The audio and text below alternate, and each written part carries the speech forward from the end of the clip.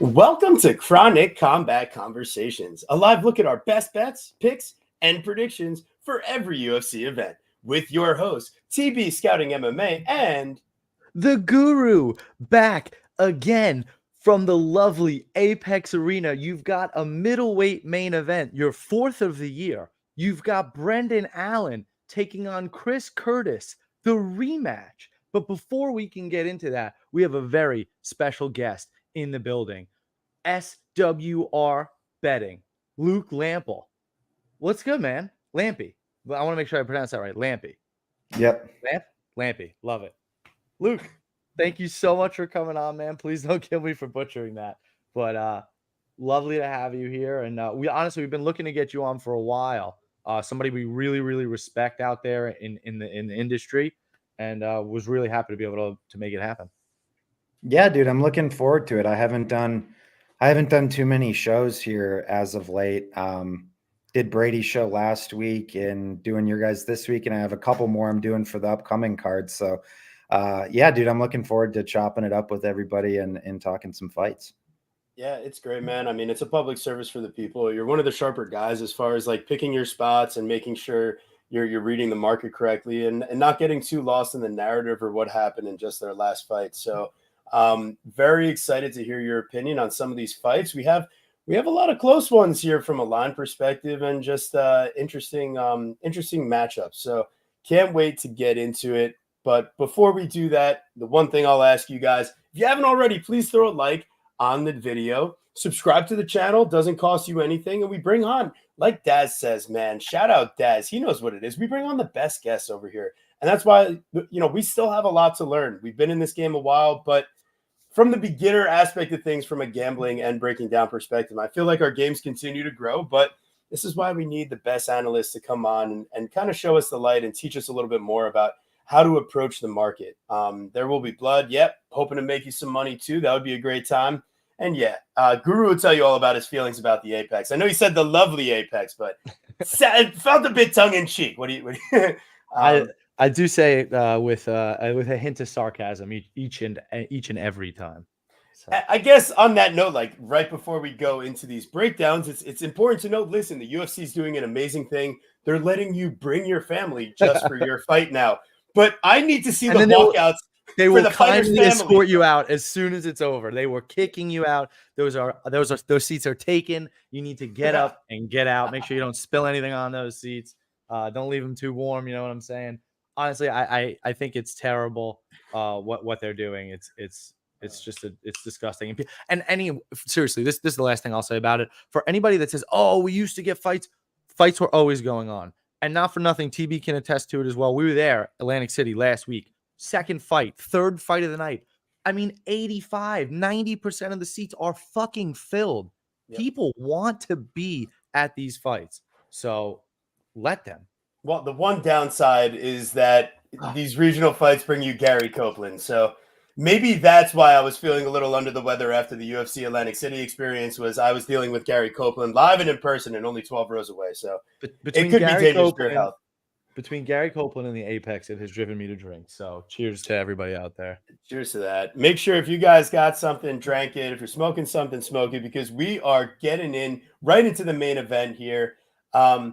Man, we got Brendan All-In Allen versus Chris, the Action Man Curtis. And this is a rematch, part 2. And this one's on short notice for Mr. Chris Curtis. So just looking at their first matchup, we see a quick back take. Curtis, as he generally does, is able to survive the moment and gets to work in the body, landing some counter punches. And Brendan Allen looks uncomfortable off the back foot and eating punches. So my question is, what does Brendan Allen, what has he changed from a striking defense perspective and a working off the back foot perspective? And what is his reaction going to be as this fight gets into the deeper waters? I mean, this is a guy I saw slow down in round 3 after a heavy grappling match against Kyle Dawkins, of all people. And, I see him in kind of a life and death striking match with Bruno Silva until he's able to put his stamp on it, hurt Bruno on the counter as he's already kind of wobbled and take advantage of it with a nice submission. So Brendan Allen, I think his skills have been improving steadily. Seems like he's more aware of the overall fight, just not getting too lost in the individual moment and showing a little bit better of a game plan. Because, Paul Craig would have been so easy to just end up on the ground with and have something stupid happen. And, he passed the Paul Craig test. We can't say the same for Jamal Hill. So the question here is like minus 205 Brendan Allen. I think Chris Curtis has equity, whether it's by decision or by finish. And, the later this fight gets, I imagine his cardio is going to look good. But, Brendan Allen could just be the have more output, be landing more strikes. And I could see this fight going the distance overall. I love the fight starts round 4 angle. I think we're getting this at least to the quote unquote championship or main event rounds. But yeah, man, I'm really curious. Is that Luke? Is that Tyler? Oh my God, it's Phil Jizz Tits Horncap. Wow. There's Bearcom. Oh my God, it's happening. Smoking Atomic Sour, great food. Gosh, yep, appreciate that. There will be blood. Good man. Yeah, Lou Beccia, what's going on? Yeah, what's wrong with this Phil Jizz Tits Horncamp guy? Love to know. Just there at plus odds, a smash spot. Allen KOs. I don't know. Here's my thought is like the Imavov fight kind of left me with a bad taste in my mouth. But Guru, what was your take on that one? Yeah, I mean, I just feel like Imavov is, if we're going to just talk about that right now, I feel like Imavov is a step above Brendan Allen and Chris Curtis. Maybe I'm crazy for that, but that's just personally what I see. The real thing is here, has Brendan Allen making enough improvements to do differently what he did the first time? I mean, everybody's saying, oh, if he gets in on his neck, it's over. You guys got to watch the first fight. He's got the chance in on the neck. He doesn't finish the fight. Can he finish the fight this time? When you watch, again, we go back to that Imavov fight. Imavov also gets in on the neck. Chris Curtis is fantastic at fighting the hands. He doesn't usually give up takedowns, right? Imavov, really the only guy to be able to get that on him so far in the UFC. I just feel like when you look at Brendan Allen's win streak so far, rattling off 6 wins in a row in the UFC is absolutely incredible. And I can't take anything away from him. You really can't underestimate how important it is and how difficult it is to rattle off wins like that in the UFC. But you look at who he's beaten. Maybe his best win is what? The Jacob Malkoun win. And I don't even know that he won that fight. That fight was really close. So, I don't know. Bruno Silva fight, he's getting rocked. Paul Craig wants to be on the ground. That's the exact opposite here. Chris Curtis does not want to be on the ground at all. Chris Curtis, on the other hand, has not really looked good since the Joaquin Buckley fight. Like even the mob performance last fight, the split decision. Yes, in my mind, does he win all 3 rounds? Yeah. But it's very middling. It's basically sparring. There's not much there. So where Chris, I felt like had more, I don't know, he just had more villain years ago. I feel like maybe he's lost a little bit of that spark. Maybe the main event will give him that motivation. And I have to think that Chris Curtis's style is more built for 5 rounds, whereas Brendan Allen with his pace and pressure is more built for 3. It'll be interesting to see him come out here in his first main event. So I do lean Chris Curtis, and I also lean with the overs because I just think it's going to take some time. I don't see Brendan Allen sinking something in super quick or getting some crazy quick knockout. Chris Curtis has a fantastic chin and great defense. So I lean Chris, and I like over 2.5. Maybe, like you said, fight to start round 4. Are we crazy for that, Luke? What do you think? Yeah, I don't really have much of an opinion on the side. From what I've heard from most people, it looks like Curtis is the side that I think most people are gravitating towards, that I've heard. And I think people make a lot of good arguments, but I also think that Brendan Allen's a guy that just has gotten better over the years. I think that's pretty evident. He's still only 28 years old, so I think he's entering his career prime right now. And I do think specifically, I think his outside game has gotten better as well. And we've seen more specifically with Curtis, those archetypes of guys actually give him the biggest troubles in terms of frustrating him and whatnot. We even, saw early with Buckley. I know he obviously ended up finishing or whatever there, but, he was losing minutes. We had the Hermanson fight where Hermanson kind of just danced around him. A handful of other fights as well. So I think Brendan is the more effective range striker here. With all that being said, though, if Chris can get inside with consistency, I think that's where Brendan is obviously most vulnerable, first fight and result aside. So I think a bulk of this is just kind of what it comes down to is really what range is the fight going to take place in. But obviously all of the grappling upside then kind of goes to Alan, how much success he has or not.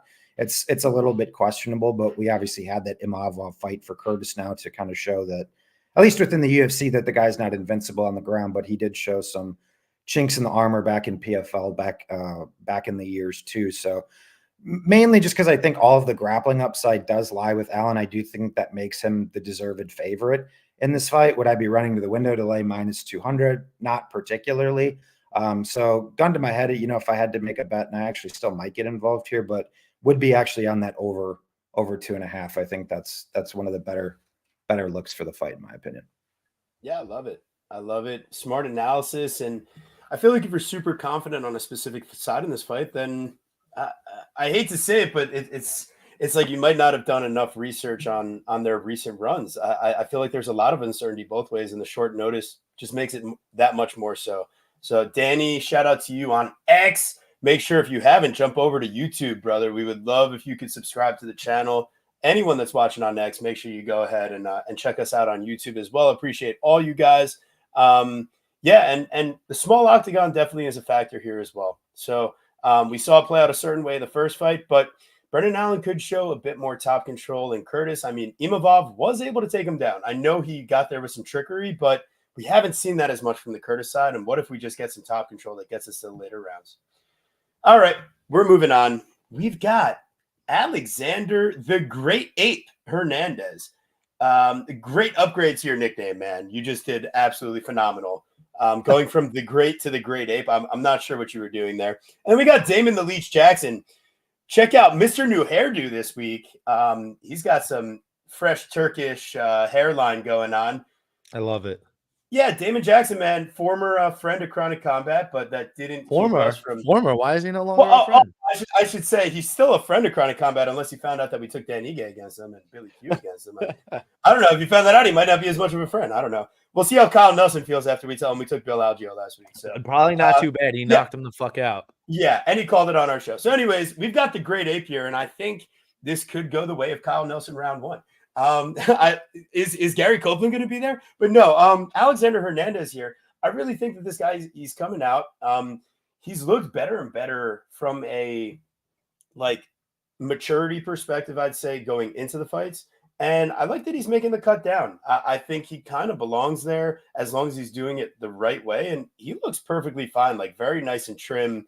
Already in the face. Oh, yeah? At media day. Yeah, I'm just saying, like, nice he looks like trim, huh? Well, just like Norma Dumont, like he's been putting in the work, and you can tell it.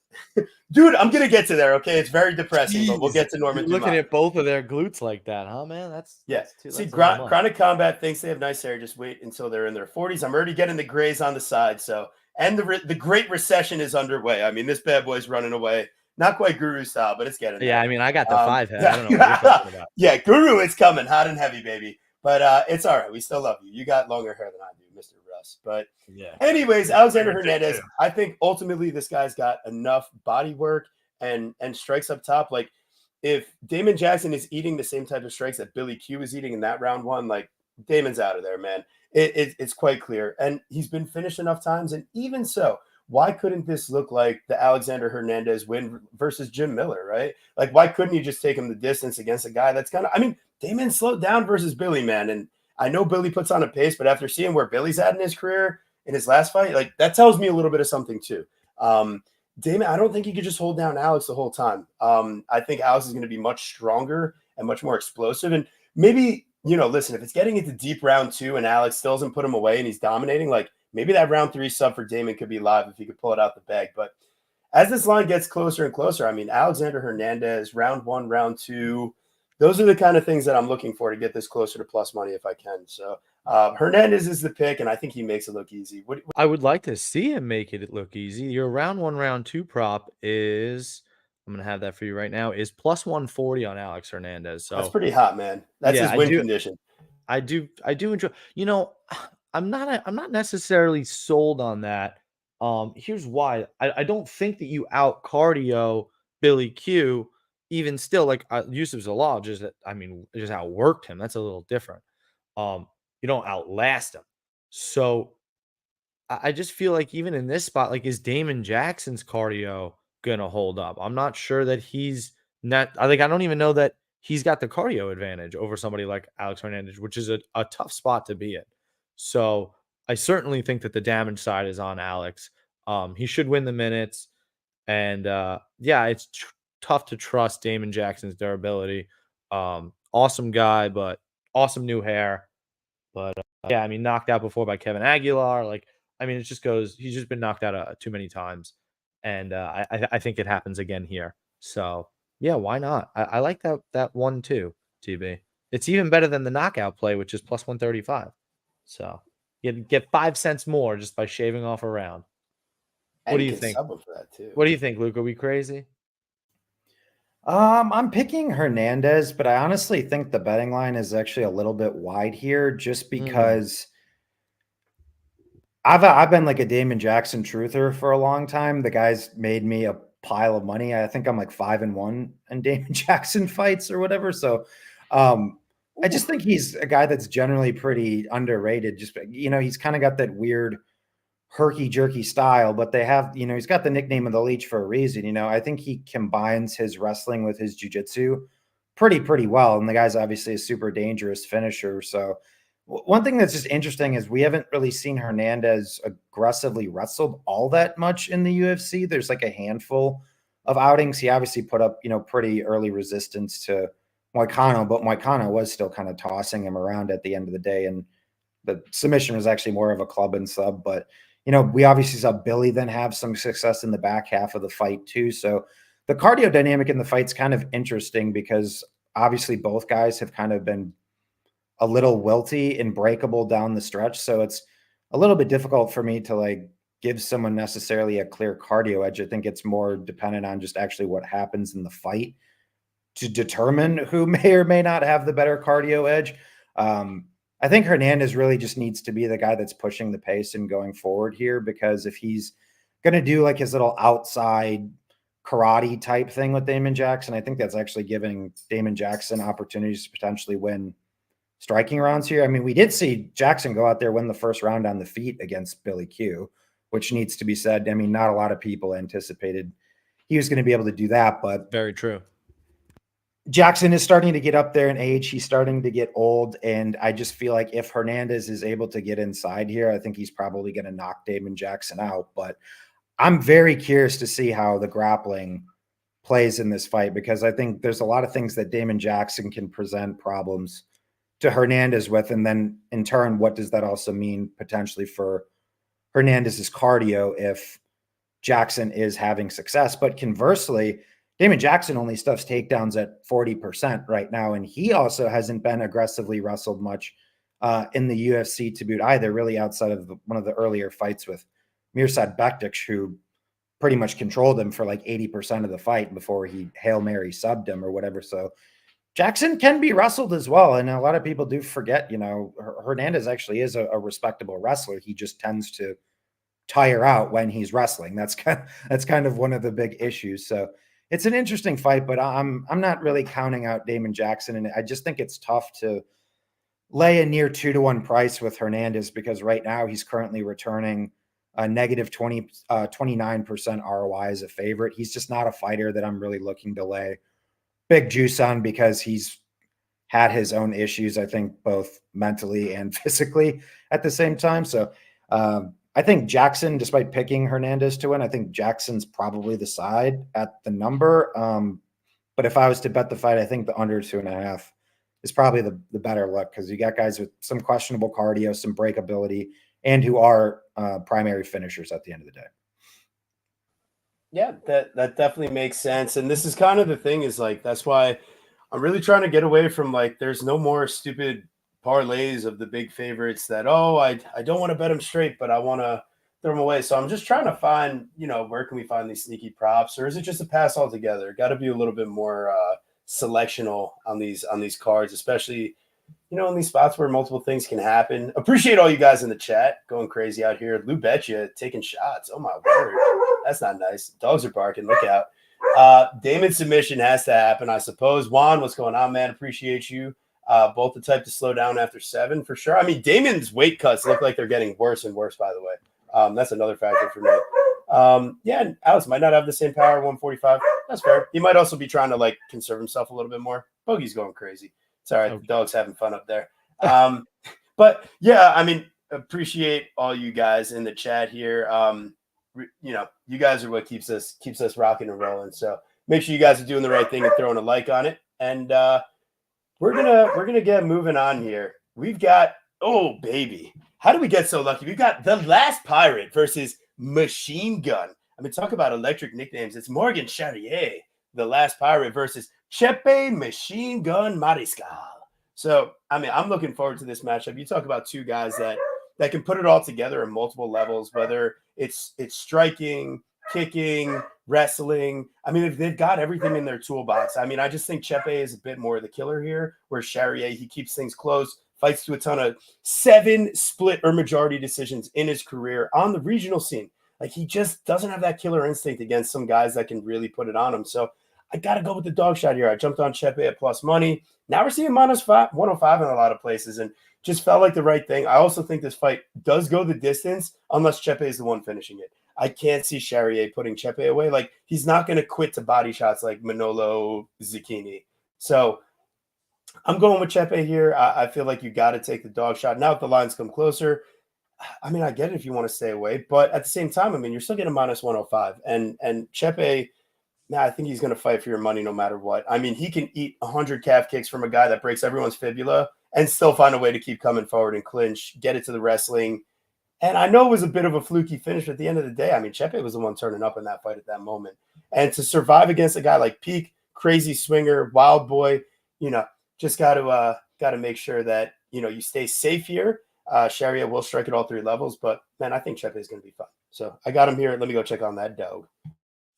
Yeah, hopefully I think the dog's okay. It seems like he stopped barking, but in this case, I think the dog is still barking. I did get Chepe at plus money. I just felt that Chepe had certainly some more experience. At least he's got one more UFC fight. Has come through twice as a dog now. His losses are to the upper echelon of talent. I mean, guys like Bryce Mitchell. I mean, listen, is he Bryce Mitchell unbelievable? No, but I mean, he's facing guys like that on the regional scene. Sean Soriano, Steve Garcia, Joe Anderson Brito, Gregor Gillespie. I mean, guys that are made careers here at the UFC. So when you're losing to guys like that, it's hard to knock you too far. Morgan Charriere has an awesome skill set. He seems fairly well-rounded. I kind of question his overall defensive wrestling and grappling, and I just kind of feel that he might be a bit of a front runner, right? I've seen him be a very good hammer. I don't know how he is as a nail, and I feel Chepe at dog money. I mean, I just know he's got that dog in him. I mean, if you saw our post and you check on Instagram, learn a little bit about Chepe. He's got a very interesting life. He's a cool guy, right? And I don't know. I just think he's got that dog in him, and I think he might get it done. What do you think, Luke? Do you think Chepe is worth a dog shot here? I think people who got in on Chepe at those earlier numbers, I think that was probably the side. Where it's sitting right now, I don't think there's any value. Honestly, I think the fight is probably truly more like a coin flip. Said if people got plus money on it, props. I think that was the play. I missed it personally, but it's another fight that's pretty interesting because I think a bulk of what it comes down to most likely is actually how Chepe is going to fight Charriere, because I've seen in certain fights Chepe go like absolutely crazy and buck wild, and then we've seen him be like very timid and passive in other fights as well. And I feel like Charriere's the better athlete here. I think he's a bit quicker. He's a bit cleaner. I think he has more technical boxing. With that being said, if Chepe is going to fight Morgan like he fought Jack Jenkins last time, I don't think this fight's going to go well for Chepe personally. But I think if he can go out here and force more of a gritty, greasy dog fight, I think that's more of where his merit now lies, because Charriere strikes me as a guy who wants a cleaner type of fight, where if if we get that old school junkyard dog Chepe Mariscal, I think that's where he now becomes a lot more interesting. Kind of similar to a fight like we had the other week with Jamal Emmers and Nate Landwehr, where, I mean, Jamal Emmers is the better fighter of those two. He's the more technical guy. He's more well-rounded. I mean, there's no doubt about that. But what did Nate do? Nate went out there and forced a dogfight out of him, and as a result, he ended up knocking out Jamal Emmers, who said, I would stand on this hill to the day I die that Jamal Emmers is a better fighter than Nate Landwehr. He just is. But based on the dynamic and being able to take the guy out of his comfort zone, he dragged Jamal into the type of fight that he wanted. So I think if Chepe can do that here, I think his equity increases by a decent amount. That's certainly what I'm hoping for. The dog and Chepe certainly coming out Saturday night. Absolutely. I love that. I love it. Yeah, and exactly, the junkyard dog, man. Bogey was barking to start this breakdown. I think it was a sign. I'm just saying. So appreciate all you guys for putting up with the nonsense. But here we are. We're moving on. We got Ignacio La Juala Bahamondes versus Christos the Spartan Iagos. Very aesthetically pleasing names as I read those. I feel pretty good now. So minus 340 on the Bahamondes side. Oh shit, I feel much worse now. Plus 270 for Iagos. I feel like we're basically questioning here at this minus 340 number. Does Christos Iagos just shut down after 3.5 minutes again? Is that kind of the spot we're in? I don't think Bahamondes has necessarily proven that he's a devastating finisher at the UFC level. He's shown that he does have 3-round cardio. He's got decent distance striking when he can keep it at distance. But, when this fight gets in the pocket, I mean, he's got no head movement. He doesn't, he eats too many strikes on the inside. And you're facing a guy like Mac Desi, and it's like, well, just keep him in range. Use your athleticism, your movement. And he just lets it get into like a dirty boxing fight. And he just shows in multiple occasions that he lacks the fight IQ to use his range and distance. And we're fighting in a small cage again. I feel like if I could just bet on Christos Iagos to win the first round, I would do that, like just the fight, what did the judges score the first round, or did he finish it in the first round? That's the bet I want to make. But I got to decide here, like in this new post-USADA era, is it a physical thing where your cardio gasses, or is it a mental thing? And I think for Christos, it's more of a mental, and like whenever he's facing a good opponent. So I feel like you got to go to the well here. It's Bahamondes and under 1.5, or Bahamondes round 2, potentially Bahamondes by sub, just because it's the way Christos loves to go. It's easier to give yourself up for a choke than it is to get knocked out. But something in my heart and soul is telling me that I need to place like the most degenerate half a unit in my life on Christos Iagos here. Are you getting the same feeling, Guru? I'm not really getting too much from this fight that I really want to be interested in at this moment. Christos Iagos is a guy I've kind of been struggling to figure out. I mean, he's decent enough, right? He's long, he's rangy. He wants to use that range to his advantage.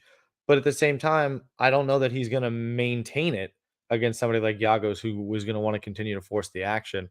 So, there's a lot of question marks there. I'm certainly interested to hear what Luke has to say. Luke, what do you think? I don't really love this fight.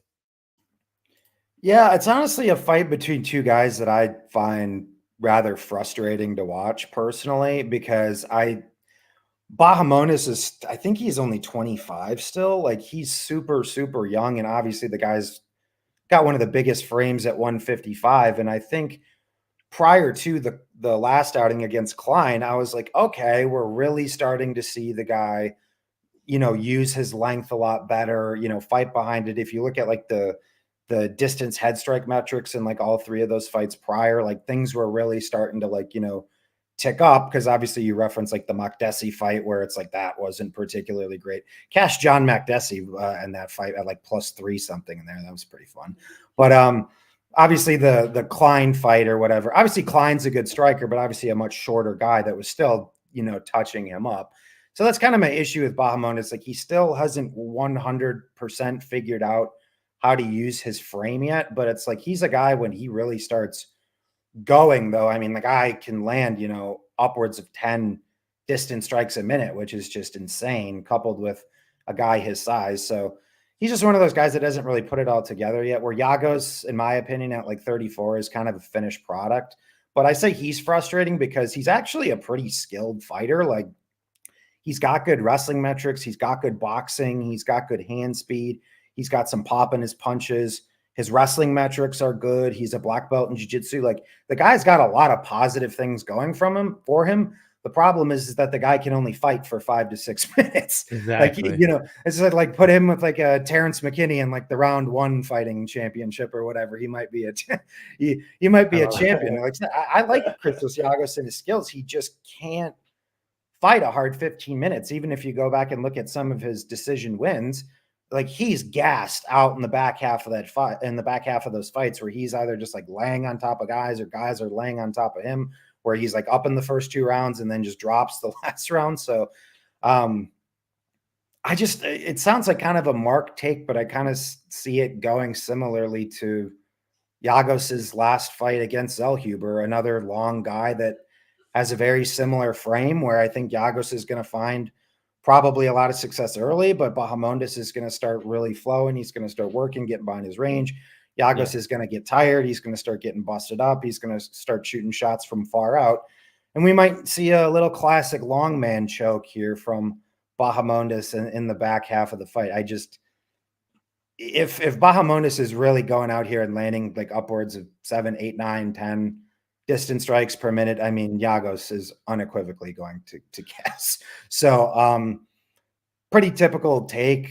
Bahamondes 2-3 props, but those prices are absolutely horrible just because everybody kind of understands the fight dynamic. But if you can get like an alternate under 2.5 here, I think around like 60% indication to me is a decent look, because it still encompasses, obviously Bahamondes finished late, but you're still getting early Yagos equity. Cause like I said, I mean, the guy can crack. He's dangerous early within fights too. So you still get some of that. But yeah, I think the money line's honestly probably right, just because I don't really see much merit to Yagos passed around. So Ignacio Bahamondes by submission +430 over on FanDuel. It's unfortunate. I kind of wish he'd get a little bit more because he only has 1 career submission.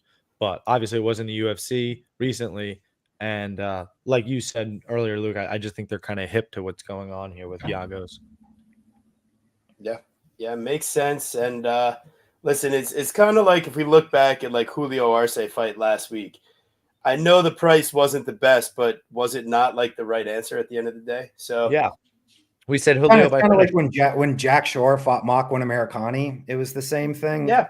The 2-3 props were nerfed, but it's like probably what's going to happen, and you're still getting plus money at the end of the day. Like, I've been going back and forth with myself about that, like rethinking my 2-3 prop thesis, where it's like, yeah, the dynamic is clear, but is the price that bad? Like you're still getting something that's probably the most likely outcome at plus money. So I don't know.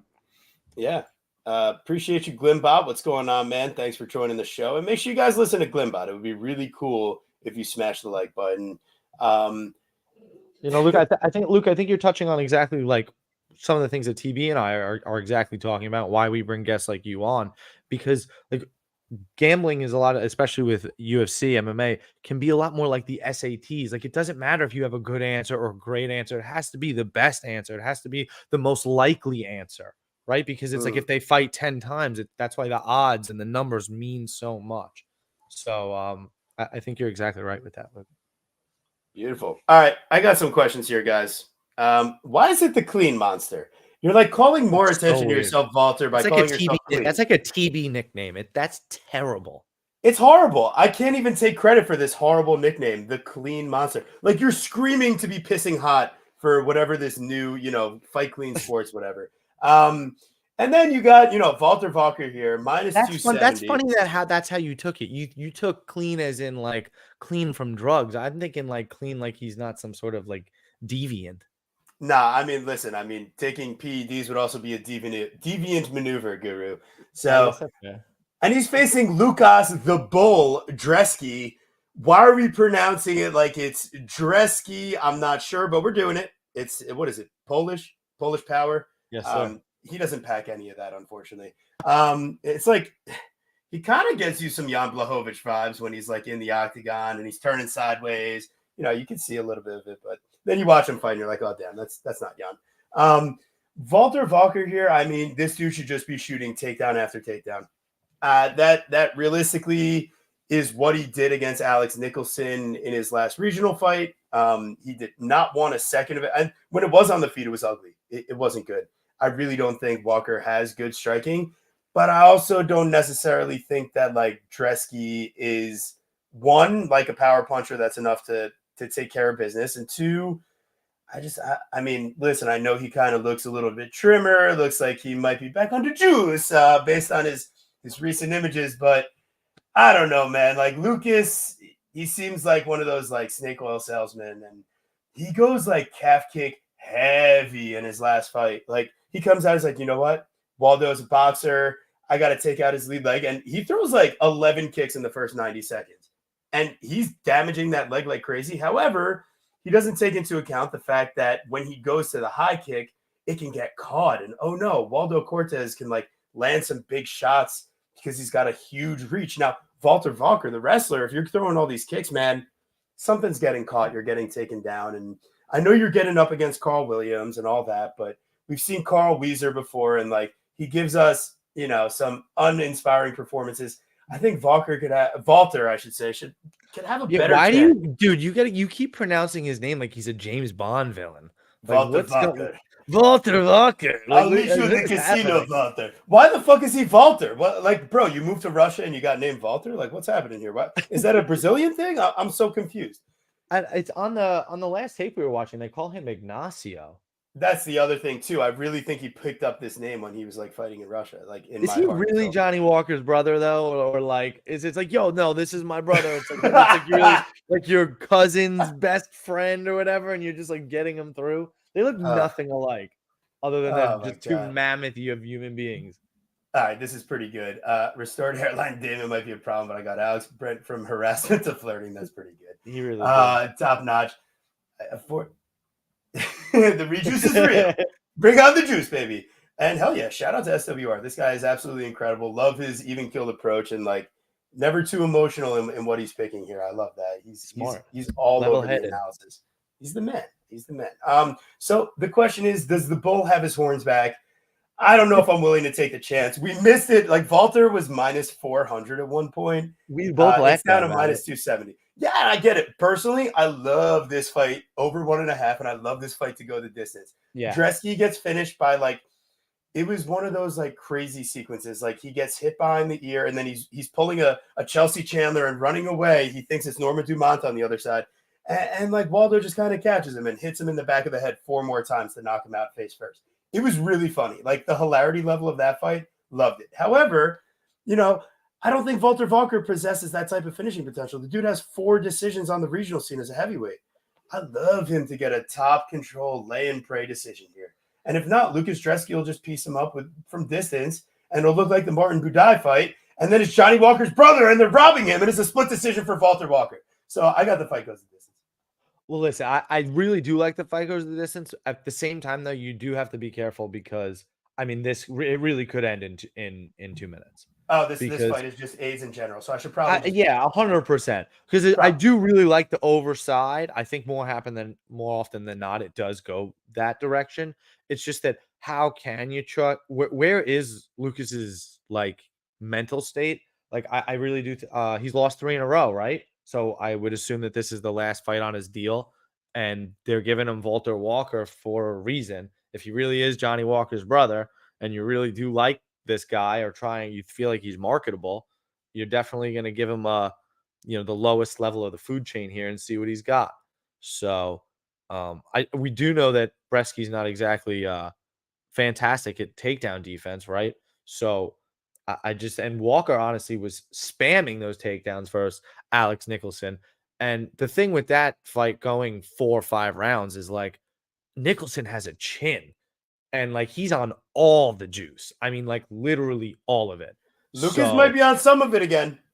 Yeah, dude, not as much as the Spartan, Alex Nicholson, bare knuckle boxer, like will randomly jump in an MMA cage again. Former UFC fighter, but yeah, no, not very good. So it could very well end in fucking 60 seconds. But I like the idea that Lucas is fighting is for his career, and I like the idea that Walker's not actually that good. So give me a sloppy heavyweight over. What do you like, Luke? Yes, I haven't really given too many hot takes on this card, but I actually bet Bresky when he was at plus 310. Don't feel great about it. It was you that moved the line. We caught you. Well, I mean, I'm not a particularly big fan of Bresky. In fact, I had a very big bet on Carl Williams against him. However, that line early on was like at like minus 150, and then he closed minus 250. So part of this for me is more of like a market-based play where you have a guy in Carl Williams who closed minus 250 against Bresky. And I guess I'm speaking more about this in relation to when I bet Bresky and Walker was minus 400 at the time. So that's kind of the context that I'm talking about it in. I just don't know how he could be minus 400 against Bresky when Carl Williams is minus 250, who in my opinion, I think Carl Williams is a better wrestler than this guy. And I think Carl Williams is a better athlete than this guy. Like Carl Williams ran like a 4.640 and when he was like 16 over 200 pounds. Like, I don't know. Like to me,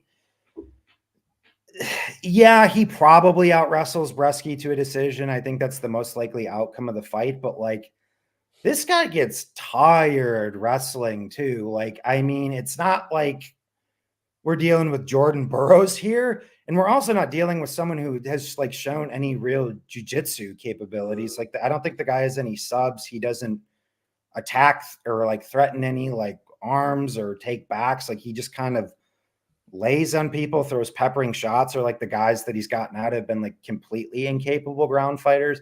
Obviously, Bresky, conceding like 8 takedowns in 10 minutes of control against Williams is highly concerning here.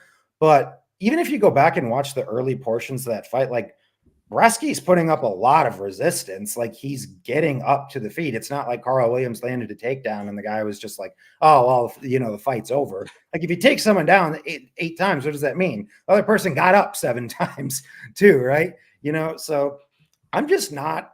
This is more just like my hypothesis. I'm not sure this Walker guy has the cardio to shoot 15 takedowns in this fight if Bresky is making him work. And I don't think Bresky is necessarily going to be easy to finish on the ground in this fight either. And then, so that's one component of this. But on the feet, honestly, I favor Bresky outright in the overall distance exchanges. I mean, he threw like 240 on the Contender Series. He threw like 260 in his debut against Boudet. Like, I mean, once again, is everything pretty? Is he the greatest athlete in the world? Maybe not, but a low-level heavyweight at plus 300 that can throw upwards of 300 significant strikes in a fight, fighting a guy who's beat absolute bums and doesn't have great cardio himself. Like, how wrong can you be at plus 300? I think Bresky's going to give him an honest fight. Worst case scenario, I lose my bet and I just learn some more about Walter Walker. Small shot at plus 310. So, yeah, I love that. I missed out on the line that I would have taken the shot at. But now, can I interest you guys in another amazing opportunity? And it's to bet Lucas Dresky at plus 1,000 after he gets grounded out for part of the first round. And then you get a chance on the Walter Walker gassing out opportunity. So I like that too. Yeah, just don't be at Boardwalk Hall where there's absolutely no internet. Might as well be on the fucking moon. Can't tell you how many fights. Like Guru was like, "Are you live betting every fight this week?" And I was like, "Listen, there's a lot of opportunities." And then literally got to take advantage of 0, and also didn't get to meet up with a lot of cool friends that were there. So, anyways, done being salty. But Gary Copeland, you're still dead to me. And anybody in this show that hasn't thrown a like so far, there's way many more watching that haven't thrown a like. So you'll also be dead to me like Gary Copeland if you don't throw a leg. So you can subscribe to the channel too. Would be awesome. We appreciate all you guys so much. If you're crazy and donate, like you're crazy, but hey, it's going to Grandma's Couch Cushions. We're gonna place it on a crazy bet, and you're not obligated to do so. But regardless, you guys are the best, and we're gonna keep on rolling on. Oh man, this is where it happened. Oh boy. So we've got a boo here. Trevor Peekaboo versus Charlie the Cannibal Campbell. A boo? Yeah, Peekaboo. No. Yeah, Trevor That's Peekaboo. Boo. It's a boo you, because we're going to boo you for a terrible nickname. Yeah, Boo. well, it's a damn shame that Trevor couldn't come up with one on his own right. Now he's Aladdin's sidekick. We've got Trevor Peek here coming in plus 145. He was like plus 180 as of last night when I was originally doing these lines. Charlie Campbell now minus 175. I was at like minus 218. Over 1.5 at plus 114. Let me tell you, that was plus 145 last night. Under 1.5 at minus 145 now. Man, I'm kind of stuck on what's going to happen here because I know Charlie Campbell's going to look more technical. I know he's going to probably land the cleaner strikes, like that look cleaner. But like, you're not knocking out Trevor Peek unless you could bring a foreign object and sneak it under the octagon where John Jones is hiding before the fight. The brass knuckles under the glove. Or like the baseball bat with the barbed wire on it. Like, you're going to need something like that to knock out Trevor Peek. However, Muhammad Yahya showed us a little something. There are ways of making Peek and Chepe Mariscal too. Like, you can frustrate this guy if you're technical enough and can dance, if you got the cardio and if you're willing to get in a war and have just enough head movement, just enough chin to survive it all. That's where I kind of stopped trusting Charlie Campbell. Is like, this guy's proven it to me before that he gets a bit overexcited.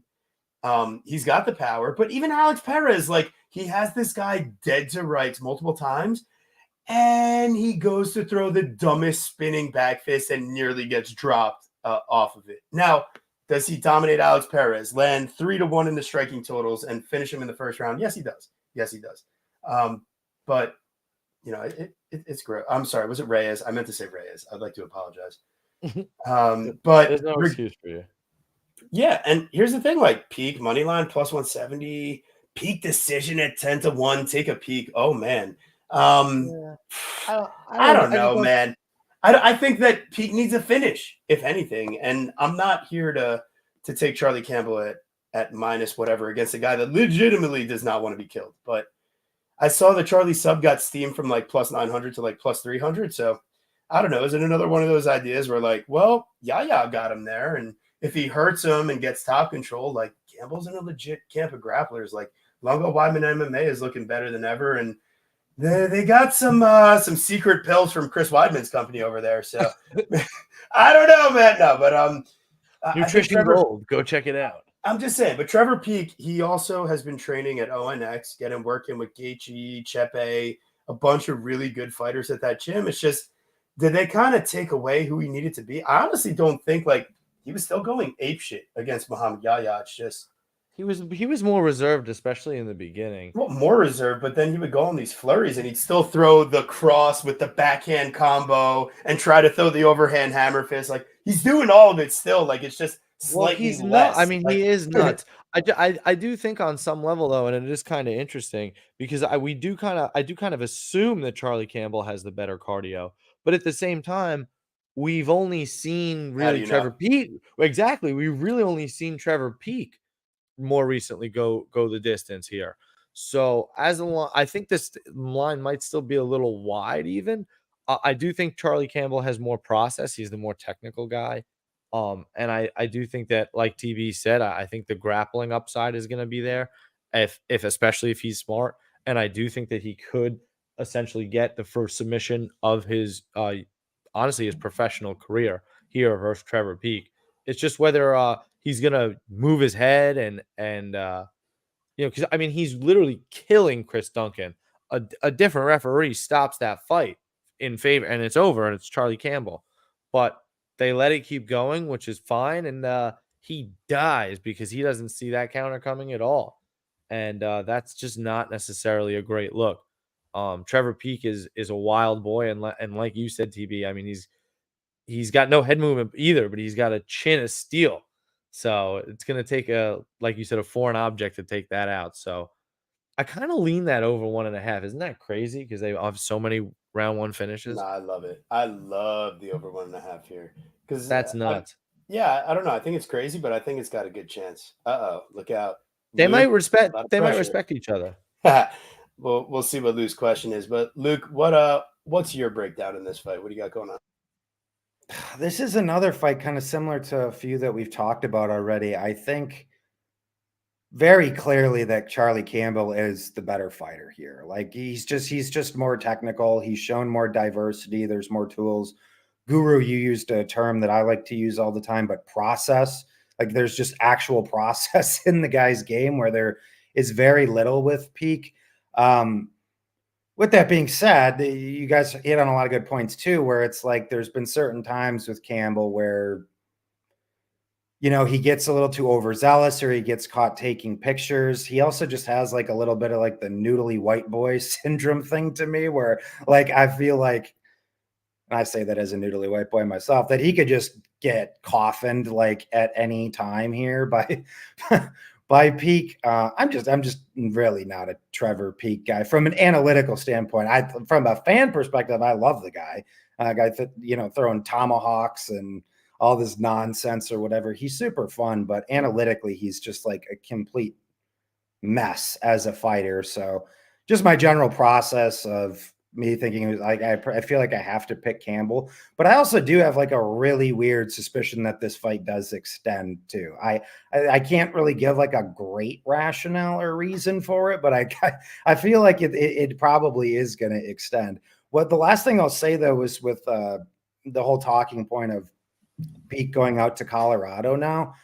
I'm not sure if he's actually a guy that's like, it's a good thing for him to like get better technically, if that makes sense. Like, I feel like part of what makes Trevor Peak is the wild man, the chaosness, because we've seen that with some guys in the past where like someone gets a hold of them and they like really try to like drastically change somebody's style, which is Johnny Walker.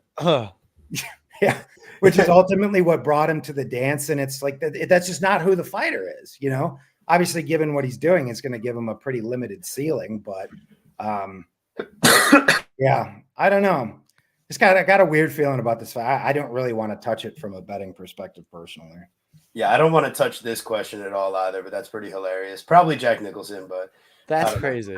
Just out of respect. I mean, he's won how many Oscars? Oh my god.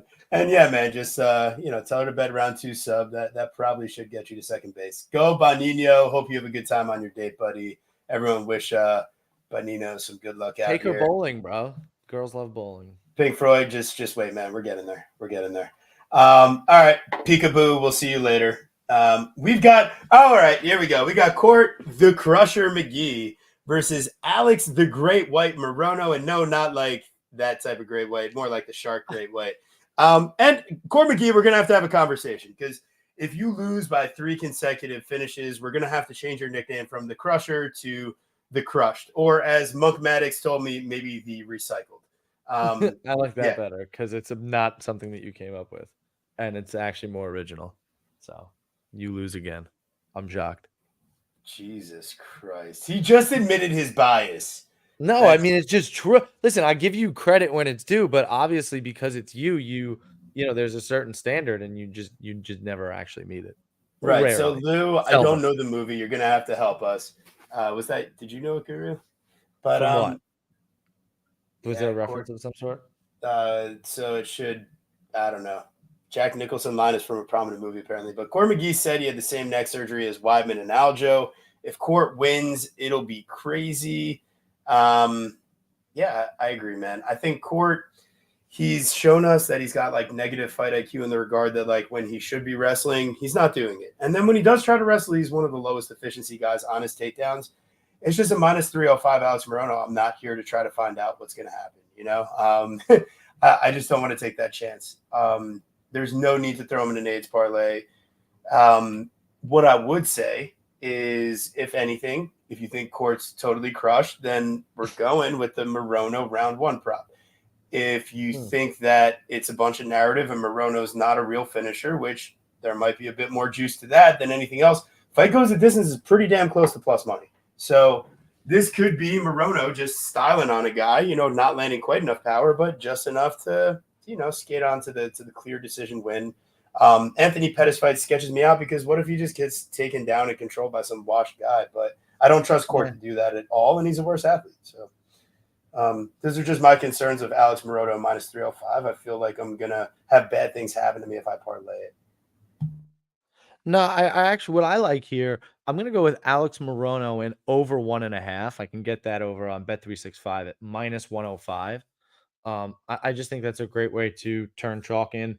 I feel like when, Court McGee is getting crushed. Listen, Matt Brown's a fucking savage. And I don't care what you want to say about somebody that's old or this or that. It's one of those, old sayings, but it holds true, right? One of the last things to go is fucking power. All right. So Matt Brown always has that power. So putting down Court McGee there, not necessarily super surprising, especially after he had gotten flatlined by Jeremiah Wells, who's a freaking tank. So I don't necessarily think. I mean, yeah, Morono does crack, and he's a shifty, awkward striker. But I don't necessarily think that he's going to be KOing Court McGee round one. So I do kind of lean that over 1.5. But I mean, if Court is just totally crushed, it could certainly blow up in my face very quickly. But I mean, I guess that means we're absolutely on the Morono side. So I am curious why minus 300 isn't minus 600. Is it just because Morono's coming off a loss of his own? Well, what do you think, Luke? Yeah, I want absolutely nothing to do with this fight. Alex Morono is not a fighter you're gonna catch me laying, minus 300 on ever. Oh, come on, man! You don't want 3-1. I can't get you interested. But with all that being said, I actually don't mind Morono, and actually think he's like from a high level. I think he's a pretty underrated guy. I mean, he's been in the UFC for almost 10 years now, and is 12-6. A lot of people don't respect the fact, of being able to be in the UFC not only that long, but actually have that kind of record. So he's a guy I don't actually think gets enough credit. But the thing with McGee is I think he has a wrestling advantage in this fight. So it's like, just on that pretense alone, like throw all the narrative to the side. I mean, I couldn't lay minus 305 on Alex Morono when McGee, in theory, could land multiple takedowns and grind out Alex Morono. I mean, we saw him toss around Brahimaj. We saw him toss around Claudio Silva. Like, he has the ability to potentially do that. Morono's only stuffing takedowns at 50%, which is not great. So yeah, I think Court has a path, but the problem is I'm with the general crowd that I kind of think Court is done here. So I've learned my lessons the hard way in the past of getting too wrapped up into the X's and O's sometimes with some of these older fighters that are just on their way out, and it just doesn't necessarily matter. But like I said, I mean, if Court won a wrestling-based decision, I can't say I'd be shocked. Like, yeah. I mean, also if he is able to get off on that game, obviously, then he's not getting chinned, which is one of the biggest, concerns here too. So, I mean, can we get plus money at fight going the distance? I mean, at over 2.5 minus 135. I mean, really because to me, at the end of to me, like, they're both. Court McGee was one of the most durable guys at one point, and Alex Morono is not necessarily like a born finisher. So I don't know. I guess the apex always breeds violence, but yeah, I wouldn't be shocked. Yeah, to what Tristan said, I mean, I think that the decision 375, I would wait though until other books open up, because I think that's what's on Bet Online here. Other books will probably give you something better than that. But if you can get Court decision over 4-1, I don't think that's the worst nibble in the world. Yeah. I have a question for the people out there as you're all recommending Morono sub. Like, who's the last guy he subbed? If you guys can remind me. I forgot that. It was actually fairly recent. Tim Means, right? Tim Means. Yeah. All right. Yeah, it was Tim Fair Means. enough. Which was a jumped guillotine, I think. Yeah, my thought here is like, yeah, I mean, I guess it could be in play. It's just Court seems like a very difficult guy to submit. It's just when you're an older guy, you've been a durable guy your whole career, and your last 2 fights are round 1 finishes. It doesn't, and especially off 1-punch shots, actually getting like murked. Like he was dead. I mean, Sean Brady had the back of Court McGee and couldn't sub him. I don't think Alex Moore was subbing him. No, unless he hurts him. If it's a club, that was only his different scenario. But he's not. He's not process subbing Court McGee. If he process subs Court McGee, I'll give somebody in this chat $20. Hey, we're holding him to his word. No, just kidding. It's not happening anyway. So, all right, we're moving on. We've got Norma the Immortal Dumont. We can't say the same for what she had to sacrifice to make 135 in this camp. It's the saddest thing in the world. Just check out her Instagram. It's, guys, I've lost a piece of my soul. Norma Dumont has cut off half of her ass to make 135. It's horrible. It's very sad. We're going to have a moment of silence. The F's in the chat. Fuck Guru ruined the moment of silence, this asshole. Ask for a moment of silence. Yes, I did. I said we're going to have a moment of silence for Norma the Immortal's no, you didn't. No longer immortal behind. But the Guru not listening to me on the show, definitely not the craziest thing I've ever generally heard. tune you out. Jermaine, the Iron Lady, Durandamy, coming off the pregnancy. Norma Dumont coming off the I can't make 135 or 145 itis. But I got to say, she looks dedicated. Like, she has trimmed out significantly, and I don't think the scale is going to be an issue. If it is, I think it's her trying to get an advantage. I don't think she has an issue from she's not going to be prepared for this fight. What I do think is an issue is anytime she plays with any strikers from distance, she generally starts eating punches. Even Chelsea Chandler, 30 seconds after she's sprinting away from her to the other side of the octagon, just keep playing the fight, guys. Don't turn it off there. Chelsea Chandler starts landing on her in counters in the pocket, starts snapping the head back in Norma Dumont, and guess who's forced to wrestle? And guess who just loves accepting guard? It's Chelsea Chandler. So, and her team's like, all right, throw up the arm bar, just submit her, finish her now. It's like, guys, are you serious? Like, she's just gonna sub Norma Dumont like that? But that's the thing here is like, how good is Norma Dumont's takedown offense really? That's my question. I don't think it's actually that good. And Carol Hossa, I mean, talk about someone not showing up for the first 2 rounds. If she came out in round 1, how she comes out in round 3, we got a whole different fight on our hands. It's probably a 29-28 or a 30-27 Carol Hossa. I mean, she can put the hurting on. And Norma Dumont, we've seen her get hurt by multiple people. She does not have the greatest of chins. She's going to be cutting a shit ton of weight to get down here. And we've seen her just not enjoy getting touched before. And what does Jermaine Durandamy do? She uses her length. She strikes from the outside. She's got the calf kicks. She's got the straight punches off the counter, off the back foot. I think if Norma comes out here looking for clinch and takedown, she's going to get knee to the body like crazy. And her gas tank, I don't think is going to look so good against someone that can actually provide some resistance.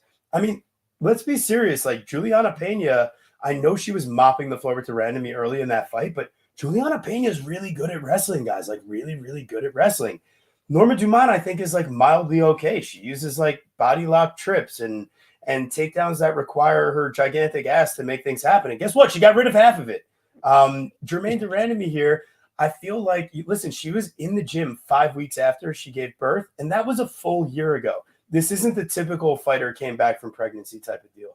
I think Jermaine Durandamy should be able to win this fight, whether it's a decision, whether it's hurting Dumont from distance. I don't imagine she subs Dumont. Like Juliana Pena had a clear deficiency in like cardio and like smarts, but I think Norma lacks some of the offensive takedowns, like the single and double legs that Juliana Pena was rocking, that Amanda Nunes was able to get. It's a different level of athlete. So I got Durandamy here. I mean, she was supposed to fight Aldana, had to pull out injury, then got pregnant. I know it's been a while since we've seen her, but like we've seen some guys come back, well, guys or gals come back from long layoffs, and it doesn't look so bad. Also, you got to consider the other implications. I'm pretty sure Durandamy's been suspended for stuff in the past, or at least documented for some, Is that true? For some things, So while I confirm that research, Guru, what do you got from a technical analysis? Yeah, I just think it's I think it's a very interesting fight, right? especially because, the elephant in the room, obviously, Jermaine Duraname hasn't fought in 4 years, right? Is it 3 years or 4 years now? I think it's 4. Literally 4 years, 2020. I mean, she's fighting peak COVID time versus Juliana Pena there. And that I had that fight 1-1 going into 3. And I feel like maybe with the old brain, you'd be saying Juliana Pena was winning round 3, but new brain is, it's all damage, and laying on top does nothing. So Jermaine Duraname is winning round 3 versus Juliana Pena, and she still pulls out that sub. Um, I think you hit on exactly what this fight hinges on, TB, and it's whether Norma Dumont's wrestling is going to be enough to take down and hold Jermaine. Because on the feet, if it's just a straight up distance kickboxing Muay Thai fight, I mean, come on, we know who's going to win. Doesn't matter if she's 39. Jermaine Duraname is 49, was 49-0 in Muay Thai. I mean, she's fantastic, was as perennial title contender. So if Norma can pull this off, I mean, that's a major feather in her cap. Books seeing this go the distance. I kind of agree with that, but I guess I wouldn't be completely shocked if there was a finish. I think I'd be way more shocked if it was on the Dumont side. I think all the finishing upside is with GDR. So I was able to get her at plus 150. So I am pleased with a little bit of CLV. But as I was joking with TV before, I think I have more CLV tickets that sit in the trash than of cash. So take that for what it's worth. It's disgusting. It's really bad. What do you like here, Luke, if anything? It's another tricky one because it's kind of the two main questions on the fight. How is Jermaine going to look off the layoff, off the baby at 39 years old? And then can Dumont get the takedowns? That's kind of the whole crux of the entire fight. But yeah, I mean, when the fight's on the feet, there might be a lot of people that are newer to the sport since Jermaine fought. But I mean, Jermaine is a top 5 WMMA striker, not currently, but I'm saying like overall, in my opinion, that has ever fought in women's mixed martial arts. She's very, very, very high level, who also has raw power for the division as well, which I do think is interesting here. More actually on the sneaky take on the underside. We did see Dumont get absolutely coffined in her debut by Megan Anderson. It was 2 fights ago that Carol Rosa dropped her. So it's not like Norma Dumont can't be hurt. We've seen her get tagged up, as I think TV was talking about in some other fights as well. So if Jermaine hits you clean, like go back to the second round against Amanda Nunes in their second fight. She had Amanda Nunes in some deep shit too. And then you go back to the Aspen Ladd knockout, the Pacheco knockout. Like Jermaine's got raw power for this division. So I wouldn't be shocked if she was able to hurt or knock out Dumont here. But it's just like I said, I have no clue what Jermaine's going to look like coming back off this layoff. And if Dumont gets a takedown, there's a good chance that Jermaine's just not getting up from it. So it's like that's what makes the fight pretty difficult to assess overall here. What I would say is I'd be a lot more inclined, if this was maybe 2 or 3 years ago to bet Jermaine, but at least at this price, I'm more so looking to pass. But I think if people got Jermaine, past that plus 150 mark, I don't mind the shot. It's just I've really tried in recent years to stay off these older, aging, regressed fighters because it's been a freaking bonfire of money for me, because then we can sit there and talk about the X's and O's and the stats or whatever, but they show up, they're 38 years old, they're old, and they're just not as good as they once were, and it doesn't fucking matter. That's just the unfortunate thing sometimes. Is that going to be the case for Jermaine? I don't know. We'll see. But with all that being said, I would say Jermaine, I'd still be more inclined to bet, one of the greatest strikers in all of female mixed martial arts at plus money than that Norma Dumont, who I absolutely hate, by the way, who's the bane of my betting existence. Yeah, no, I mean, listen, if you can't sub Danielle Wolf, I'm sorry, you're not subbing Jermaine Duraname. I was in attendance for that and had the doesn't go the distance at plus money. That was fun. That was really fun. Oh my God, that sounds like having a bet on Bill Algeo and watching Gary Copeland stop the fight. And Oh I my had goodness. the under in the Chandler and Dumont fight. Like this, I mean, this Oh my God. girl's finishing instincts are absolutely terrible. She beat the tar out of Ashley Evans Smith back in the day, couldn't finish her. Like she can't finish a ham sandwich. Oh, man. Yeah, and especially she can finish TB though. Jesus Christ. All right, we're moving on. This is the best I got for you guys. Alatang Haley is out. Pedro Falcao in. This was 4 hours ago from Mariscal. We got Pedrinho Falcao versus striker Victor Hugo, aka knee bar specialist. That's kind of I would say kind of an oxymoron to call yourself striker when you're a nasty grappler. Trying to confuse people before you get in the octagon with them. It's messed up, bro. Who else does that? I'm trying to remember. There's another UFC fighter that has some shit like that. It's a good question.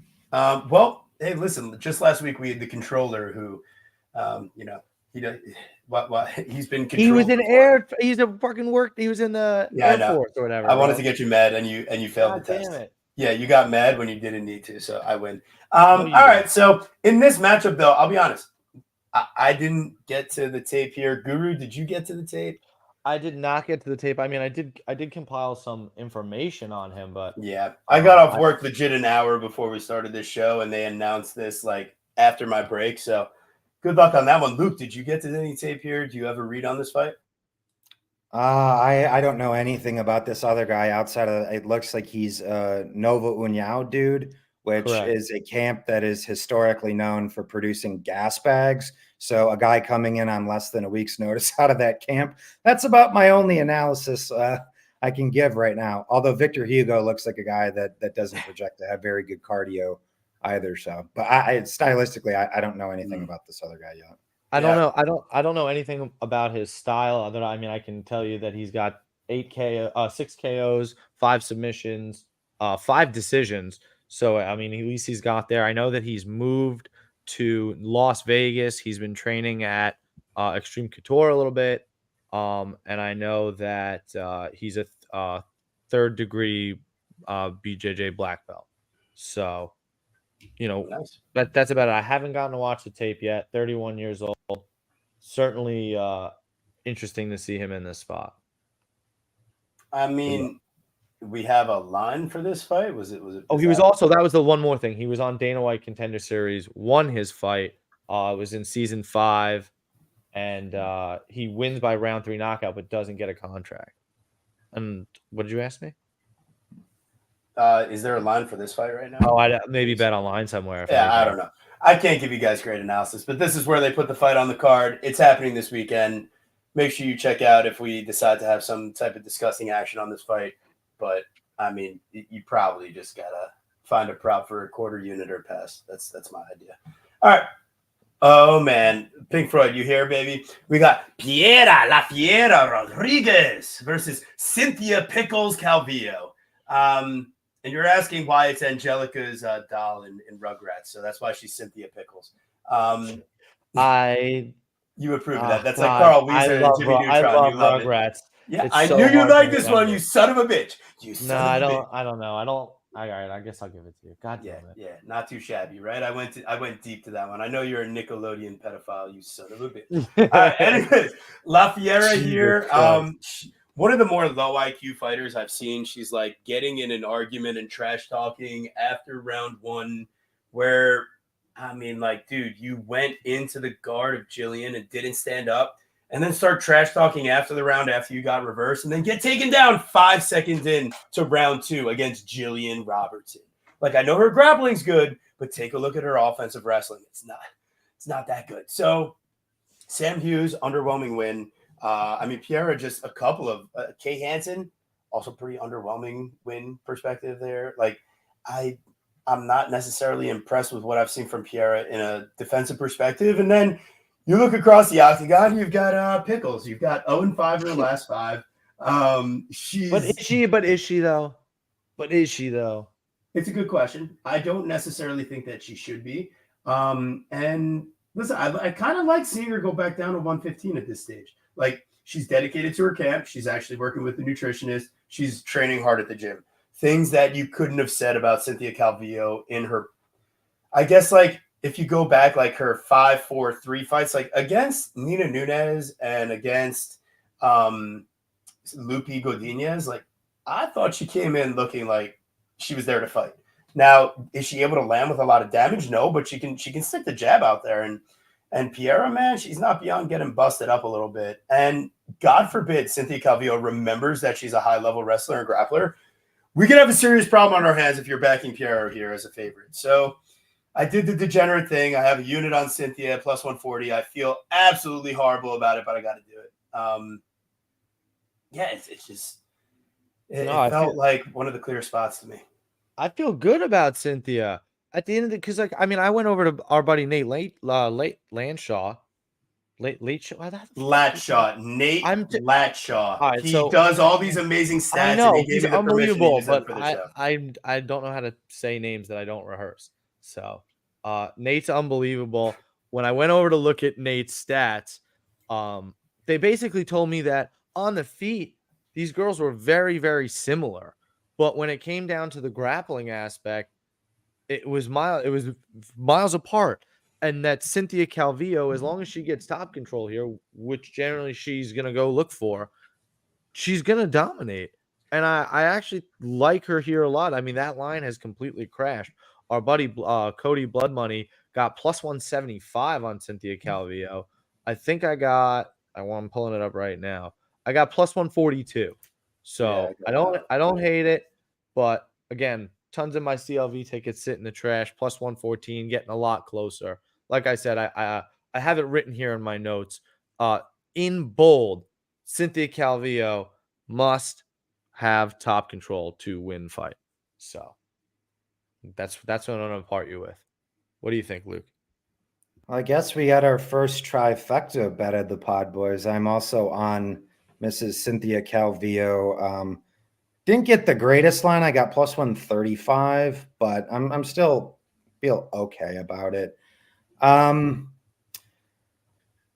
It's another fight on this card where there's just like kind of a lot of interesting narrative considerations. You know, Cynthia, 36 years old, 5-fight losing streak. Conventional wisdom, you know, nobody wants to touch her with a 10-foot pole, but obviously the entire market has bet Cynthia Calvillo this week, and for good reason to see the line drop, you know, the way it has. She just has pretty much all of the grappling upside in this fight. I know a lot of people see like Rodriguez, you know, she's landed takedowns and many of her past fights or whatever, but Calvillo stuffs takedowns at a pretty sizable percentage. And like, even if you go back and remember her fight with Carla Esparza back in the day, Esparza took her down 2 times, but couldn't do anything to Cynthia on the ground. And Cynthia actually got the better of the overall ground exchanges against Carla, who, in my opinion, is one of the best female wrestlers in the UFC, regardless of weight class. So I think that tells you what you need to know. We obviously saw Rodriguez get audited last time by Jillian Robertson as well. The question more so just becomes, is Cynthia going to really push and pursue the takedowns? Because that's kind of one of the, I think, her issues more in recent years is like when she came into the UFC, she used to be like this like really tenacious grappler or whatever. And now she shoots here and there. She gets some stuff here and there, but she hasn't like been that like consistent top pursuer like she was at one point. But she's a brown belt in jiu-jitsu. She's a pretty good wrestler and a pretty good grappler when with a pretty good top game when she actually decides to commit. So I'm hoping that we get that here, especially considering, you know, she's on the chopping block. You know, if she loses this fight, this is the last fight on her contract. If she loses this fight, she's getting cut. So I feel like we're going to see the girl get back to her old school roots, Cynthia Calvillo. I think she's probably going to wrestle this girl into the ground. But even on the feet, like I think she's a better technical striker than Rodriguez is. The problem with Calvillo is that she kind of accepts the back foot. She kind of accepts pressure. She's not particularly dangerous. So she kind of loses some of these tighter fights in like the power and optical component of it. Even if like she outlanded Lupi officially on significant strikes, but she was just going backwards for probably 75% of the fight. And Lupi was landing the more impactful, damaging strikes. That's why Lupi ultimately ended up getting the nod. So That's my concern here. Despite me thinking she's more technical, Piera is short, but she's pretty physically strong and she does have pop in her hands. So it's just that dynamic that irks me a little bit. But I think if Cynthia really comes out here and pushes the takedowns, I think she looks like the favorite. I love it. Yeah, I love a I good love it more. trifecta here. All right. We've got Dan the Determined Argueta versus Mean Gene Matsumoto. We've got a great matchup here. I think Argueta, he has a size advantage for probably like the first time in a while for him. He also should be the more aggressive fighter from the jump. I trust Dan Argueta to win the first round on offensive wrestling and pressure about 75% of the time. So seeing him as the dog here, like I think he's the much worse striker.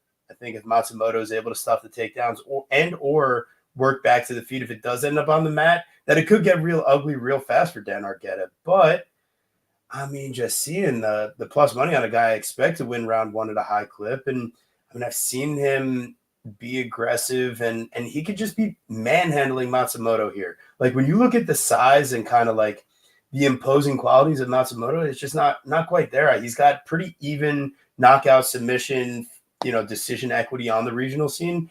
And it's against really, really low level of competition. A lot of these guys, a lot of 0-0s, a lot of 0-1s. You can basically cut out almost half the record when it's all said and done as far as like real opponents that he's faced. But Argueta here, I mean, I think he's clearly outclassed on the feet. So in this age of UFC where just scoring the takedowns and top control isn't necessarily going to win you rounds or judging in the long term, I'm a little bit nervous to take Argueta here because I'm not sure. Listen, man, round 2, round 3, say Argueta, doesn't pull it off in round 1 here and he keeps on shooting for the same takedown. Like, I think Matsumoto is a young, I mean, it's factual. He's younger, but I think he's improving. He fights out of a solid camp and the guy's obviously in great shape. It's just he doesn't seem to be able to put a lot of real damage and scare people off. But the calf kicks are legit too, man. Like Argueta could just be totally compromised and unable to pursue on the front foot if he doesn't do it the right way to start. So I feel like my pick is definitely Gene Matsumoto here, but there could be a world where I get to a 1-unit play on Argueta. I just am not quite fully there yet. I don't know. I feel like for me, I got to take a system play on Dan Argueta. I got plus 160 as well. But yeah, I just feel like Gene has given up takedowns to low level fighters, and I do think that he'll probably get up at first. He's an athletic guy. He's very well rounded. He's a great striker, like you said, TB. I mean, if let's say like takedowns were banned, I mean, I think Dan Argueta gets lit up on the feet for sure. But I just feel like most fights hit the mat at some point, and I feel like the determined one is going to be determined to keep putting this fight on the mat. And yeah, he's as far as like lay and pray wrestlers go, he's not like the most lay and pray, and he's not the least either, if that makes any sense. He does a fair amount of damage. He'll search for some submissions, not as much as you'd like, but enough, I think. So yeah, I'm okay with a dog shot system play. I'm okay with a little egg on my face looking stupid here. Gene's probably is going to be the faster guy, like you said, TB. He's the younger guy. He's the better striker. So if Dan can't get this fight to the mat for some reason, it's going to get ugly for him fairly quickly. He's a guy that amounts damage on his Squidward face fairly quickly. So yeah, shout out Dan. And what do you think, Luke? Shout out Luke too. What do you think, Luke? I think I'm like the only one picking Matsumoto this week. Pretty much everyone I know, I think, is picking and or betting Dan Argueta. And I completely get it. To your point, Guru, it's kind of like a quote unquote system play, as you will. Dana White Contender Series guy at Juice versus probably a bit more established guy in Argueta, plus money coming off the Miles Johns fight, probably undervalued. I get it all. I think it all makes complete logical sense. But I guess my thing is that judges just aren't really scoring control like they used to 3 to 4 years ago. And Whereas Argueta is obviously the better wrestler here. I think Matsumoto is going to beat the tar out of Argueta when this fight is on the feet. So I just think it's kind of a control versus damage type of fight where I lean to the guy who I think is just going to be doing a lot more damage at the end of the day. But I don't concede the fact that Argueta is obviously a good wrestler and definitely the best wrestler that Matsumoto has fought to date. So I do respect the dog shots, but I think this Matsumoto kid actually has a pretty promising future at just 24 years old. I'm low key a fan. Yeah, here's what I'll say, man. When you get these contender series guys that are minus 300, minus 200 and above, it's easy to take a system play. But then there's also the Carlos Prateses of the world. Like there's these guys that come in and do have legitimate skills in all areas and, can put a hurting on people. And I don't think Matsumoto is the same type of finisher or anything. I love this fight to go the distance, but at the price it's at, disgusting. I am ready to cry about a split decision robbery on my dog ticket. Don't you worry. I am ready.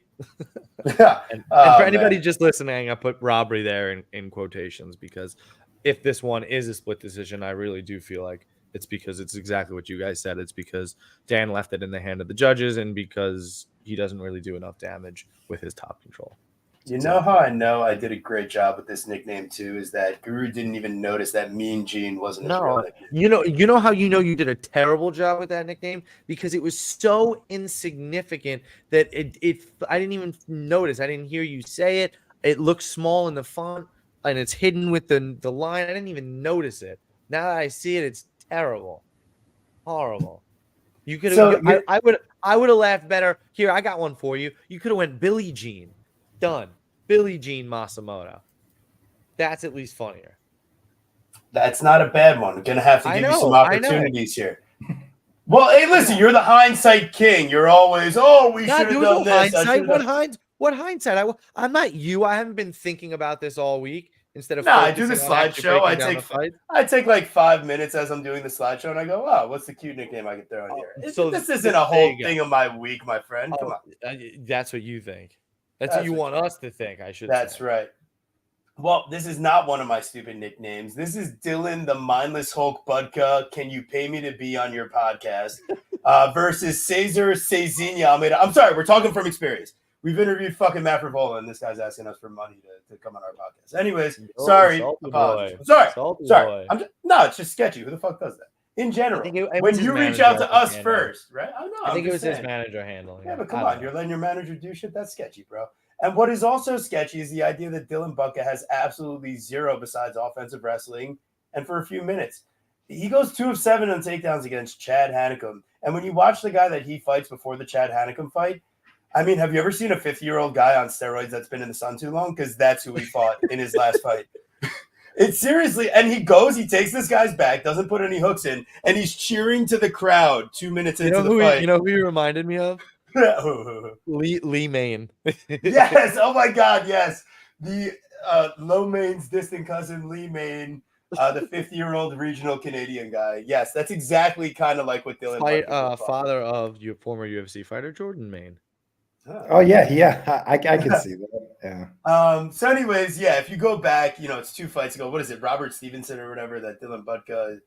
I mean, he's playing on distance from like on the feet, and he's like, all right, this guy tried to shoot a takedown on me. Time to just take him down. It's like, I get it. Like, it was cute. I've seen you do it to some like really, really low level regional guys. It's just when you watch who Cesar Almeida fights on Contender Series and Fernando, like that guy was -2 something for a reason.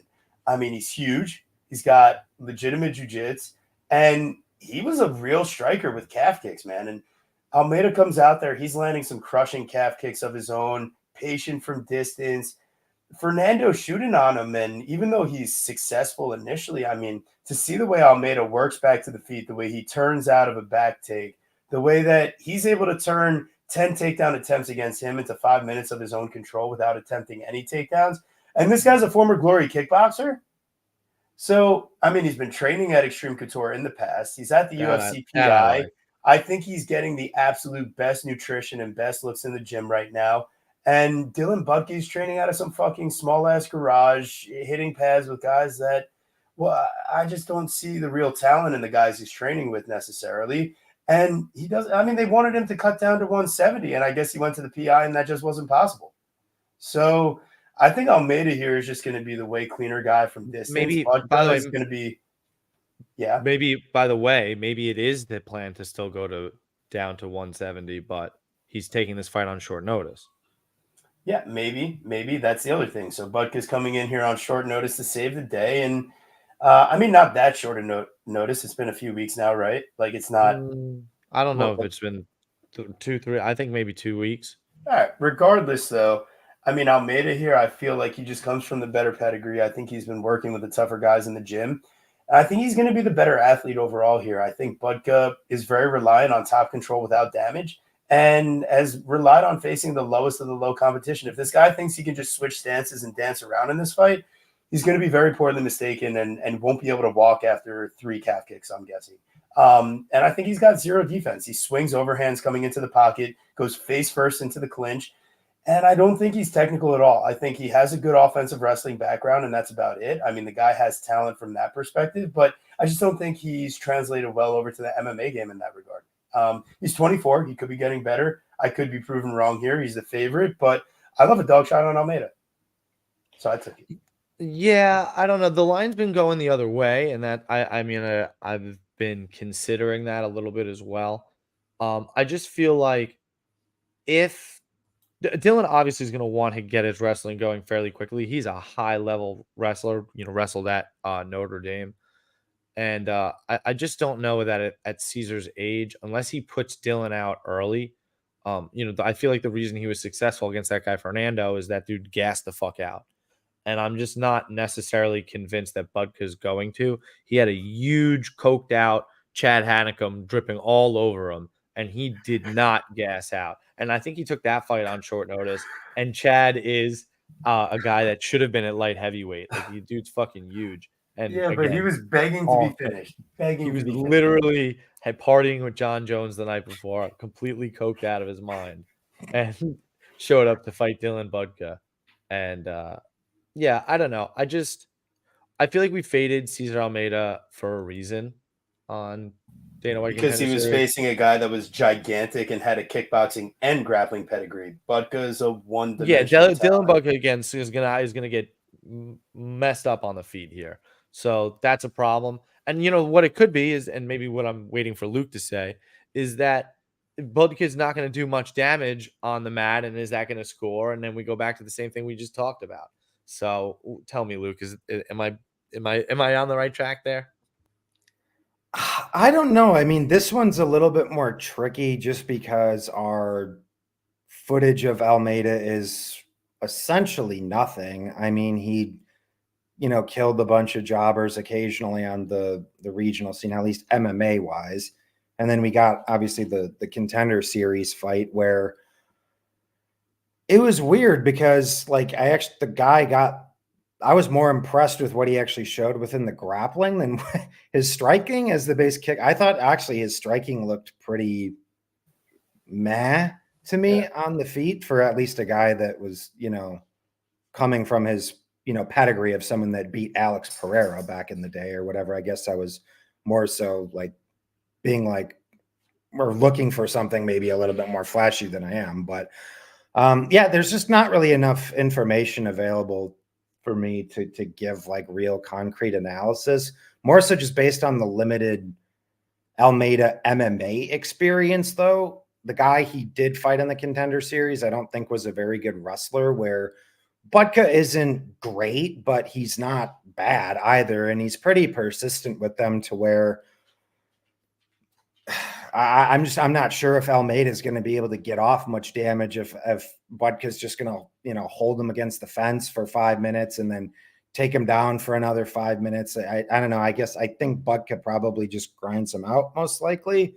But to your point, I mean, Budka's stand-up is pretty limited. So if this Almeida's guy's kickboxing is actually a lot better than his, tape potentially shows, I mean, he's probably going to beat the crap out of Dylan Budka standing. But this is one of the big Twitter betting wars of the week that honestly I don't really have any interest in. But I know people on both sides of it. So Yeah, it makes sense, and I get the take. I feel like Fernando, he's kind of one of those long, wiry strikers that was much faster than Almeida, but not necessarily like landed a ton of damage. I think he was just frustrating to deal with from a reach perspective.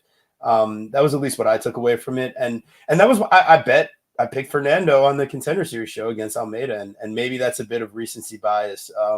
To go so hard the other way, but I mean, I also picked against Butka on Contender Series too. So what does that tell you? Yeah, it's 3 weeks, Guru. Is that what you found for us? Good man. Good man. So, yep, 3 weeks that Butka takes us on. That's plenty of time, especially if you didn't have to cut too much. But yeah, oh man, we made it. It's Nora Cornhole versus Melissa Dixon or Mullins. I'm not sure where she's at in this stage. I'm pretty sure she's Melissa Dixon. It was the UFC other. You should have done stats. it the other way around. It's Melissa Mullins, and you should have put Dixon in quote because that's her maiden name. I'm sorry. Maybe I should just leave the slideshow to you. You seem to be like No. you would do it much better. I don't know. I just like to criticize you. I'm the supervisor. You like to do zero work and do all the criticism. That's so interesting. All Yeah, right. Anyways, we've got I make a lot of money. Luke, I'm so sorry. We're actually best friends in real life, so all we do is argue with each other. But this is not true. He likes to pretend, but he actually has AIDS for me. He's actually Freddie Mercury. What? We've got Nora Cornhole and Melissa Mullins Dixon, or whatever Guru says is the right way. Apparently, he knows. So, listen, I think in this fight here, Cornhole is probably clearly the more athletic striker, but Mullins kind of uses the 1-2 more effectively, where Cornhole is kind of throwing kicks at all three levels, getting in your face and being aggressive, and that could kind of play to her detriment in this fight. And that if Jocelyn Edwards is landing takedowns on you, and I know you're using some jujitsu and I know you're reversing some stuff, but like if Jocelyn Edwards is landing takedowns on you, I need to repeat this again. If Jocelyn Edwards is landing takedowns on you, I have serious concerns. It's just Melissa Dixon. How do I expect you to actually go for takedowns when you love just getting in wars on the feet and then reversing it when someone else goes to take you down? So, man, I'm sketched out here. There's no way you'll find me on minus 355 here on the Melissa side. What is she looking at is my other question, but Jesus Christ. Cornhole, she's got blue eyes. You know what I'm saying? One blue this way, one blue that way. Jesus Christ. Oh my God. All right. Well, I mean, realistically, I think like we've got the junkyard dog in Dixon. And yeah, exactly. So the UFC fight poster on our Instagram says Dixon, but then UFC stats says Mullins. Yeah, and they do acknowledge that she's married to Dixon in the corner, like during the commentary on the fight. So we're gonna need some further research. UFC, you gotta fix your fucking game. But yeah, maybe a dollar bill on a fishing line. Just saying, maybe she's staring at it. But Nora here, I feel like she's gonna try to stay in this fight, and it's a tempting place to want to take a dog to start the night, but I can't quite get there. I think you just kind of have to hold your nose, pick Melissa, and like, man, could one of these girls finish each other though? That's my other question. Like, could this thing end inside the distance? Like Cornhole, her only decision fight is her first one in the UFC, and Mullins, like Alex Seva's a tough person to be able to hold on, and she's big and strong and physical. Like Nora's not quite the same frame, and what if Dixon just gets to one of these grappling positions in a scramble here off of like some dumb kick that gets caught? So I would kind of lean on taking like the chance on some violence, but it feels like I'm throwing my money in the toilet. No, so you probably should just what we're doing. No, that's it. It's a grandma's couch cushion on stupid violence because I love it. Just because I mean both girls are finishers and both girls generally aren't finished.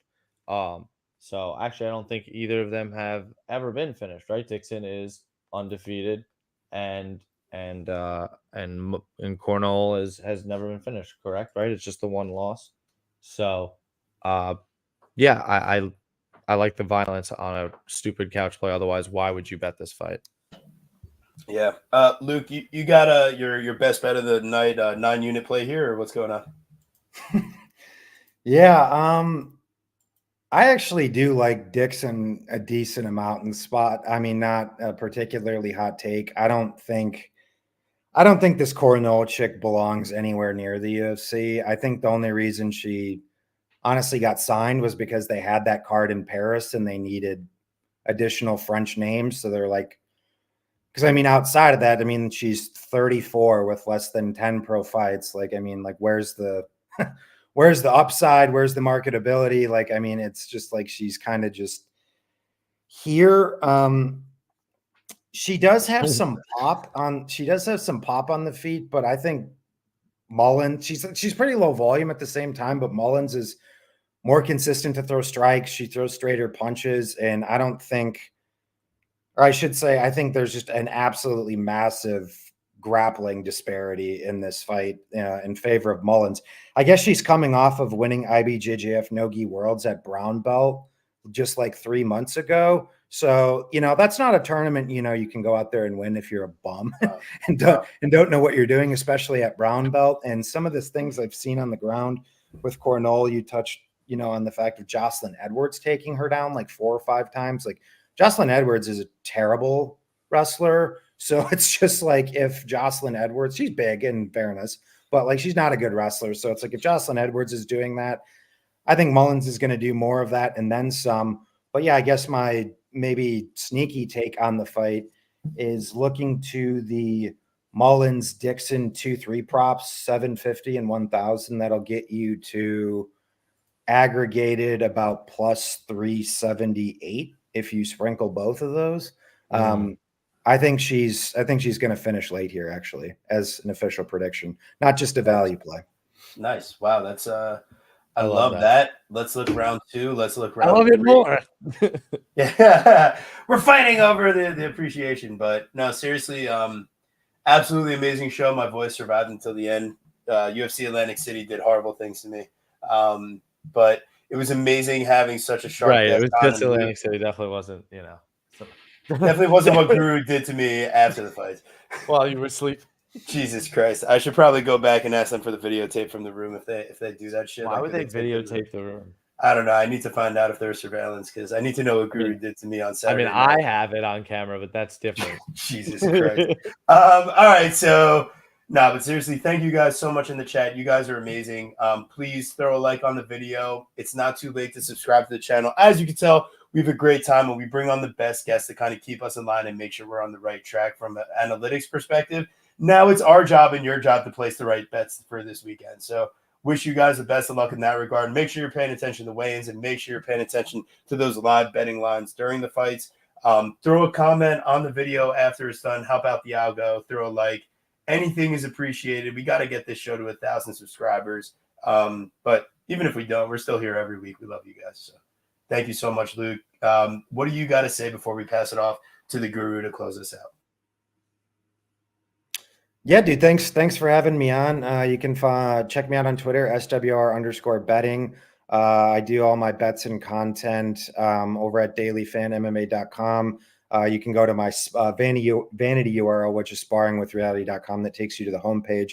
I also do some work for Brett Apley and the Establish the Run team over there for the matchup analysis and their daily fantasy platform over there. So those are my cheap plugs. Thanks for having me on, boys. Oh, we love Brett. We've had Brett on. We got to have him back on. But seriously, Luke, thanks so much. You're welcome to come back on anytime, man. We had a blast. You're really, really sharp. Speaking, I know you like the word process, right? I love your process and the way you attack the bets. And some of that sharpness is exactly what we're looking for. So, again, thank you so much for spending some of your time with us. Guys in the chat, thank you so much for spending some of your time with us. We really appreciate it. We are towards the very, very end here of an extremely long stretch of UFC cards. So, 420 week, we are no cards. So, but next week, the pay-per-view of all pay-per-views, the one that everybody's been asking for, UFC 300 next week. Cannot wait to break that down with you guys. So be sure to tune in next Wednesday. Got my unbelievable co-host here, TV Scouting MMA. Make sure you follow him on Twitter, Pickett, Instagram, Verdict, Tapology, and BetMMA. And you can follow me, the Guru Scouting MMA, on all of those same exact platforms. Be safe out there, and we will see you next week. Take care.